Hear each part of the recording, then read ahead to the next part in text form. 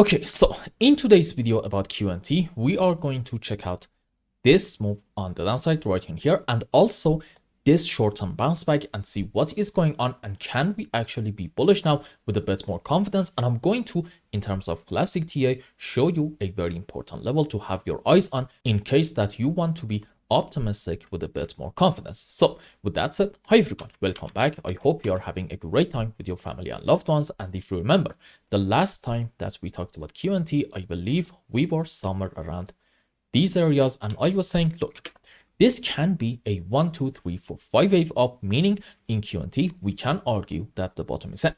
But we also said that nothing goes straight up. That's why I'm expecting a pullback to come in soon in QNT, and also for that matter in a lot of other altcoins. So what happened? We did get a move on the downside. However, I'm not really going to take any credit because of this thing. And why is that? Because, well, this is kind of a normal move and anybody else could have expected it. But we also said this in the previous video. The move down itself shouldn't really matter to us. What really matters is the shape of that move. And I was saying, if we see a slow and choppy move down, at that point, we can actually be optimistic in QNT. Why is that? You see, if you want to argue that the bottom is in, then okay, you need to be able to find, in terms of Elliott's waves, a 5-wave impulsive structure on the upside.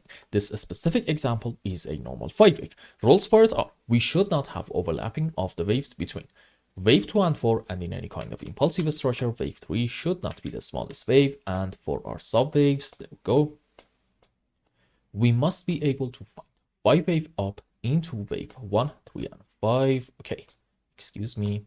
And for wave 2 and 4, we can have different possibilities. Doesn't really matter. Let's say an ABCDE, a triangle into our wave 4. Excuse me. What just happened? My mouse is a bit glitchy. Okay. And let's say a WXY into our wave 2. Now, here's a very important point. One very important characteristic of our corrections, meaning our wave 2 and 4, is being slow and choppy.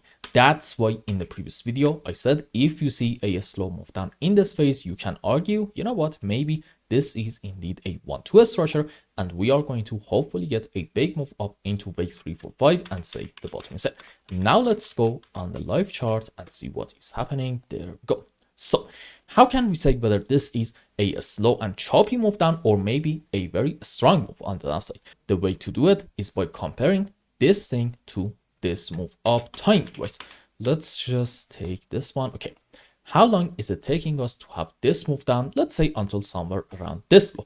About, as you can see, 286 candlesticks. On the other hand, how long did it take for us to have this move on the upside? Let's just measure it. Okay, around 90 candlesticks. So what's the message? You know it if you are a regular viewer.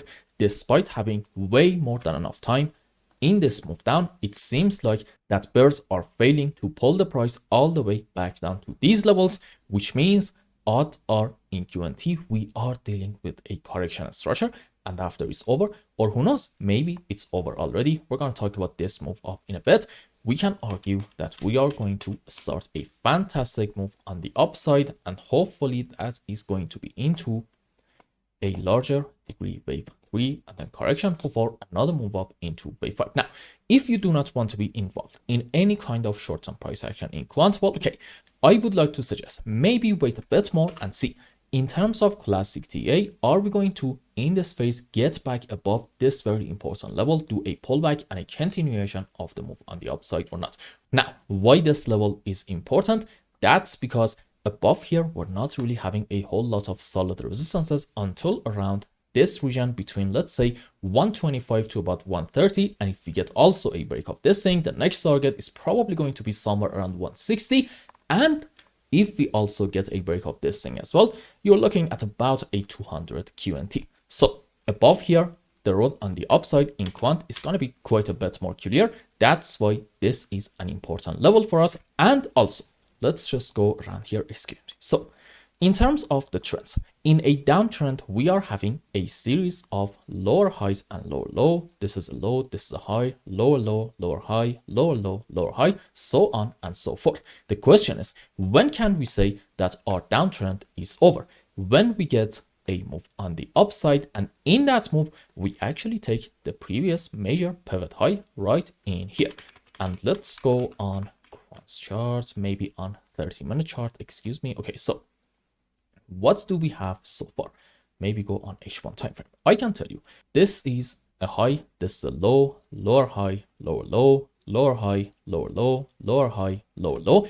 And if we get a move up and get back above this level, and during this move, if we take these two highs, okay, at that point we can say, you know what, we did definitely take the previous major pivot high, which means there's a good chance that our downtrend is over and we are going to hopefully start the next major phase of the bull run.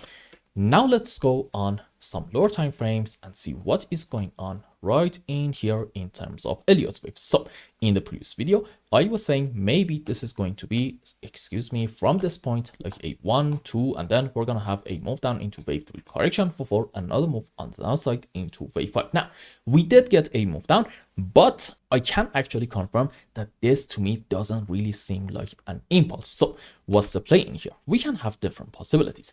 I can tell you maybe to about here we are having a wave W, followed by that we can say, yep, to about here this is a wave X, and this is another move down into our wave Y. And basically let's just delete the sub waves. Okay, this might be a WXY in form of a double zigzag with the sub waves like this, and the bottom might be in right around this area.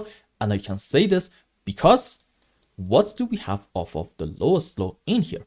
There is a chance that this might be in QNT a 1, 2, 3, 4, 5 wave on the upside, and I'm hoping that this is going to be a correction structure down, a slow and choppy move down, and next we're gonna have a solid move up. Now, can we have another possibility suggesting maybe this is going to continue a bit more and in it we might take this low?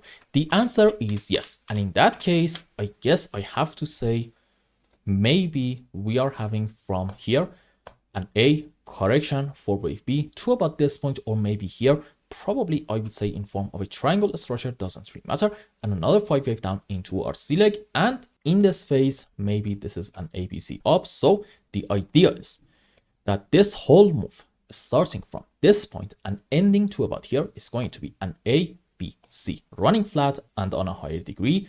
This is now 5 wave down into A, running flat into wave B, and we can have technically another move down into our C leg.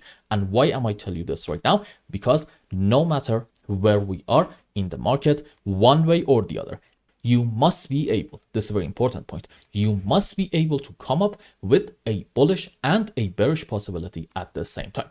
If you're not able to do that, that is your problem. You should definitely consider all sides. And if I can't do that, that is because the lack of my knowledge. Now, which scenario do I prefer? I'm gonna say this ABC running flat to me looks a bit odd, so I'm gonna say, you know what, maybe this is actually a WXY structure, and probably the bottom is then right in here. I just have to see a slow and choppy move down and then another move up. And this is a very important point in terms of class ETA. If you are looking for some short-term resistances, we have a solid one right around here, which is actually from H4 and daily time frame at the same time between 93 to about 94 bucks right in here. So if you see a move up in Quant and in that move we get a breakout this level and do something like this, at that point you can actually argue that we are going to reach to about these areas, let's say between 105 to about 110, and I'm hoping that at that point we are going to continue our uptrend and then get back especially above this level. And okay, at that point, fair enough, we can do some sort of a corrective movement and then another move on the upside. For now, I'm considering this possibility right in here in Quant as my primary case, and I'm going to talk about it in every single video as we go forward. So I hope I explained everything well and you understood what is going on in QNT's price chart. Anyway, if you found any value in my content, I would really appreciate if you like this video and consider subscribing to my channel and follow me on Twitter. And if you want more, maybe you want a complete analysis for your own specific crypto, or maybe you want to learn some decent TA in order to be able to make good money in the markets, you can become a member and ask me anything you want. And until the next video, I hope you have a wonderful time with your family and loved ones. Goodbye.